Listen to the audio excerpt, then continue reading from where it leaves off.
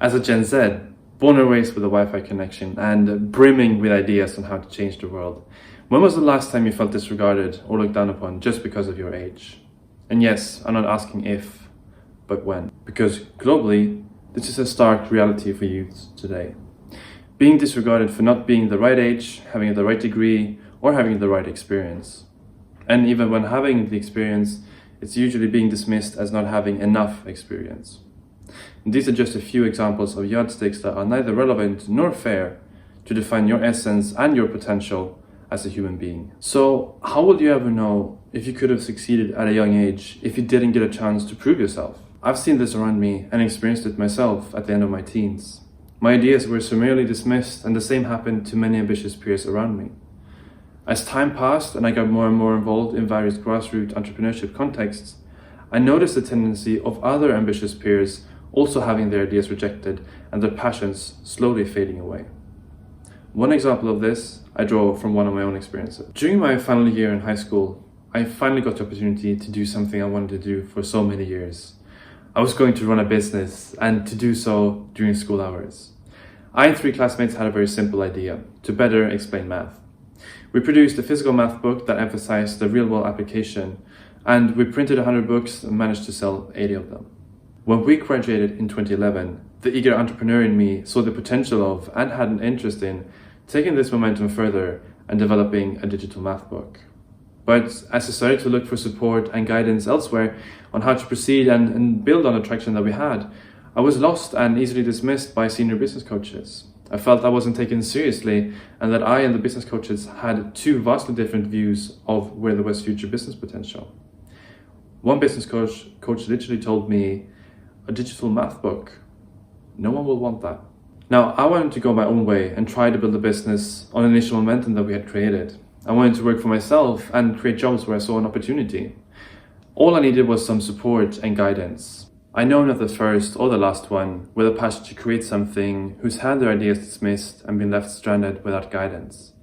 And to show you how big this issue really is of not being given a chance at an early age, I want to share some statistics, like some smart-ass know-it-all, because when having a TEDx, that's what you have to do. 63.9, 53.4, 24.8 and 16.5%. These are statistics that represent unemployed youths out of the total number of employable youths between the ages of 15 to 24. And these are the latest official numbers from South Africa, Nigeria, Sweden and Indonesia. Now, even though these are specific numbers to just a few countries, the situation isn't much better or vastly different in most other countries in the world. Now, during the pandemic, and globally speaking, close to 1 in every 4 youths ages 15 to 24 stopped working and had many of their hours and income slashed. Maybe you or someone you know have a close one that's been affected, and I would assume that you have. Now, youth unemployment levels were already at historic levels before the pandemic, and as these statistics indicate, young people have lost even more of their footing over the past 3 years. But you can't only blame the pandemic for this.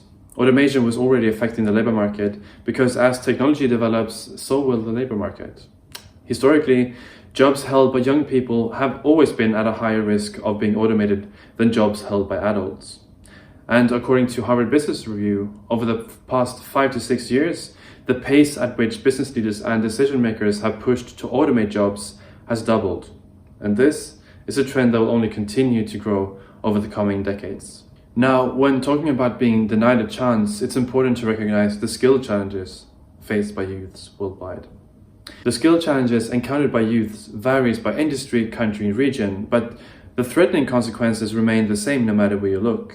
Being unemployed affects social and economic stability, sustainable growth, and not to mention the impact to mental and physical well-being faced by individuals in absence of gainful and meaningful employment. The younger you are at the time of employment, the bigger and more long-lasting the negative implications are, both to the individual and to the society. This is one way in which I think the education system is failing youths, because youths are only being teased, not educated, and especially not in the soft and hard skills needed for this century.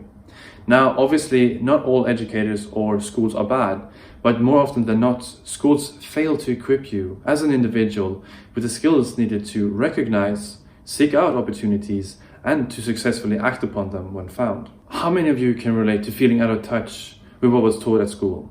I'm guessing most of you can. Millennials are currently the largest generation, but Gen Z is set to become the most populous generation, and they'll soon dominate the workforce. That workforce is going to look very different because of all the greater shifts and trends that are affecting the availability of jobs for youths and young adults. For example, the difference in generational values and expectations, the automation of jobs, a lack of more relevant education, and all other crazy things that are currently happening in the world right now. It's clear to me that society needs a new model for job creation, one that is more flexible and resilient.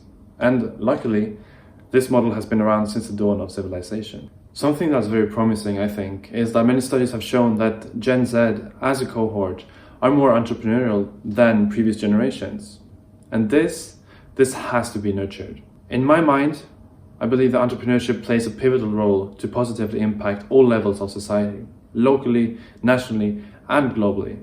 Entrepreneurship has the potential to give so many individuals a chance, individuals who so far haven't been given one yet.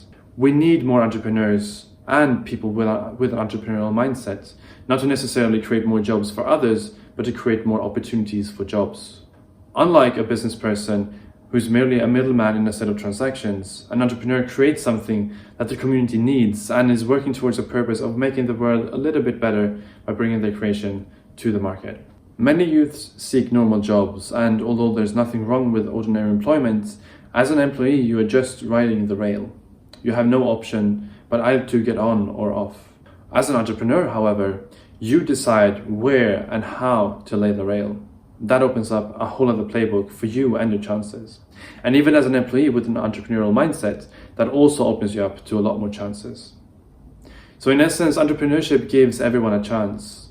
It opens up possibilities and opportunities that were otherwise denied or limited. However, there is a psychological challenge for many youths that want to embark on this entrepreneurial journey. You've probably read one or two news stories about some super hotshot, uber talented, self-taught, underdog 14-year-old super entrepreneur who received a PhD at the age of 7, reached unicorn status for all of their 4 startups at the age of 10, and of course was awarded a Nobel Peace Prize at the age of 12. Not too surprisingly, this can get quite boring to read over and over, not to mention discouraging. If all you ever see are exceptions from the majority, well, soon you start to think that the outliers are the majority. And that's how excellent you ought to be. If you're not a multi-entrepreneur at 20-something, then you're a failure. That said, that doesn't mean that super entrepreneurs aren't needed or that they do anything wrong. They're just doing their thing, making the most out of the chances that they have created and have been given.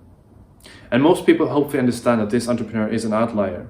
But because this image gets promoted repeatedly, it shapes the way we think about what and who an entrepreneur is or should be. Our perception of the modern entrepreneur needs to change. We have to recognize that the world needs more entrepreneurs to combat the challenges our global society faces. We need more youths and young adults who have ideas on how to improve their communities, to be able to launch their ideas and to successfully see them thrive. And we need to start early because being an entrepreneur is always a marathon. The sooner you start, the sooner you'll learn and grow your skills. And the sooner you create this chance for yourself, the sooner you'll become successful, no matter how you define success. I've worked with and studied early stage and grassroots entrepreneurship for almost 10 years in various contexts, both domestically and internationally. I've been a part of it myself, having walked and still walking the entrepreneurial path. During these years, I've noticed the destructive effects that this superhuman narrative has on young and potential entrepreneurs. The narrative that entrepreneurship is only for a unique few adds to the already high mental barriers, and it creates long-lasting effects on the majority of budding entrepreneurs and their perceived chances of becoming successful. It's for this reason that many potential entrepreneurs start abandoning their ideas instead of venturing out to realize them. Being an entrepreneur isn't a label reserved for only the super brilliant, extraordinary outliers. It's something you can learn how to master if only you give it time and learn how to persevere. We can all bring about the change that we want to see in the world. And we need to open our minds and widen our definition of what an entrepreneur is and also who can become one. And maybe more importantly, when By redefining how we perceive the modern entrepreneur, we can at the same time allow more youths and young adults to be given a chance. Don't let others' yardsticks stand in your way of giving yourself a chance.